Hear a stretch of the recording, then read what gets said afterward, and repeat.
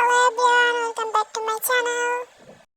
আমি জানি এই ব্লগটা আস্তে আস্তে অনেক দেরি করে ফেলছি, কারণ আমার রমজানে রোজা রেখে আমি যে ব্লগটা এডিট করবো একটু শক্তি ছিল না আমার, তাই জন্য এটা এত দেরি হয়ে গেছে।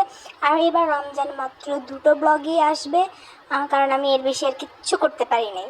যাই হোক, আমি আমার ব্লগটা স্টার্ট করছি। এখানে আমি তাহাজ্জুদে নামাজ পড়ার পরে খেয়ে দিয়ে 5টার দিকে ফজরের নামাজ পড়ে ফেলছি এবং এটা শেষও করে ফেলছি। তারপর হচ্ছে আমি একটু ঘুম দিব নামাজ শেষে। Hey guys, good morning.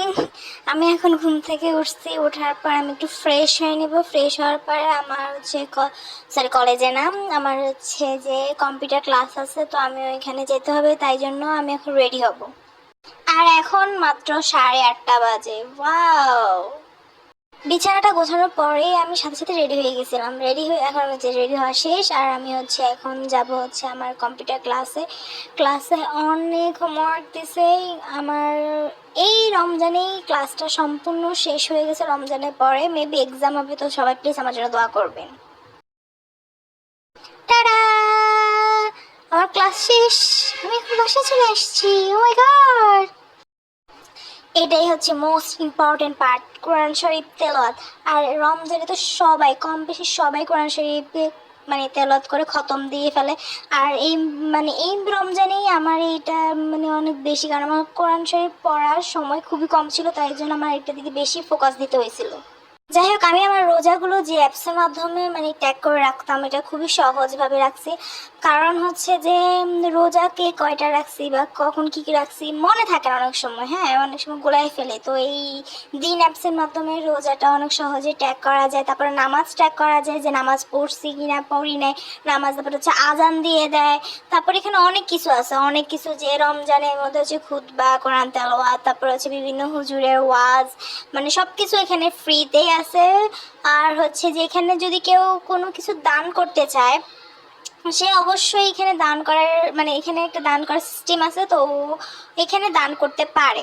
হ্যাঁ, আর এটা একটা কথা হচ্ছে যে এই অ্যাপসটা আমি মানে নিজে থেকে নিয়ে বলবো যে প্রত্যেকটা মুসলমানের এই অ্যাপসটা নামানো উচিত। কারণ এখানে রোজা ছাড়াও, রোজাটা তো রোজায় আছে, বাট রোজা ছাড়াও এখানে নামাজের আছে, তারপরে বিভিন্ন হুজুরের বিভিন্ন রকমের বক্তৃতা, ওনাদের আছে, ইসলামিক সব কিছু আছে এখানে। তারপরে হচ্ছে অনেক কিছুই আছে এখানে।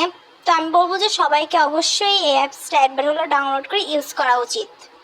আর হ্যাঁ, অবশ্যই এই আমার এই ব্লগটা হচ্ছে অনেক আগের, মেবি তখন 3-4 নাকি আমি আচ্ছা মনে নেই কত রমজান চলে তখনের। আর আমি তখন তো বিজি ছিলাম যে আমি এটা এডিট করতে পারি না। আর তারপরে আমার অনেক বোরিংও লাগতো, কারণ রোজা রেখে এগুলো এডিট করতে একদমই ভালো লাগে না।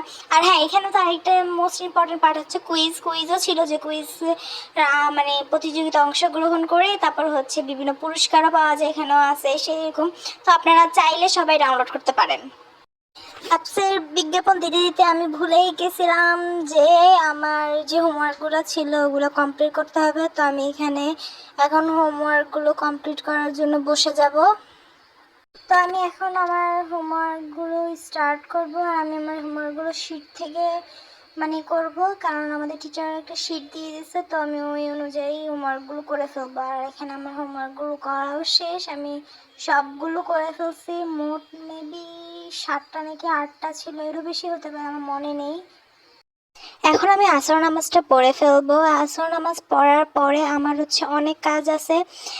আমার আম্মু হচ্ছে ভাজা পোড়া যে এগুলো আছে, আইটেমগুলো আছে, ওগুলা করবে। তারপর প্লাস আরও কী কী আইটেম আছে ওগুলা করবে। তো আম্মুর যে ইফতার করার আগে যে কাজগুলো আছে ওগুলো করতে আম্মু দেরি হয়ে যাবে, তাই জন্য আমি এখন আম্মুকে হেল্প করব। আমি এখানে সব কিছু আস্তে আস্তে নামাইতেছিলাম, বাট লাস্টে দিয়ে আমার মনে পড়ছিল যে আজকে তো আম্মু আমাদের জন্য বুটমুড়ি বানায় নাই।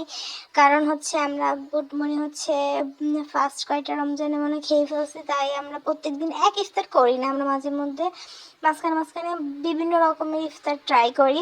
তো আজকে পালা হচ্ছিল আমাদের ভাত, আর হচ্ছে আম্মু মুরগির মাংস রান্না করছে অনেক ঝাল ঝাল দিয়ে। তো আমরা আজকে এটাই ইফতার আমাদের জন্য।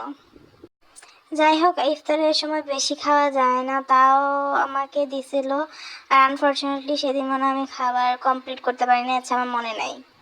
এখন প্রায় 10টা বেজে যেতেছে, তো আমরা এখন সবাই শুয়ে পড়বো, কারণ বেশি দেরি হয়ে ঘুমালে আমরা আবার উঠতে পারবো না। তো আজকের ব্লগটা এই পর্যন্ত ছিল, যদিও ব্লগটার কোনো মানে প্রপারলি স্টার্টও হয়নি, এন্ডিংও এখন প্রপারলি হচ্ছে না, তাও আল্লাহ হাফেজ।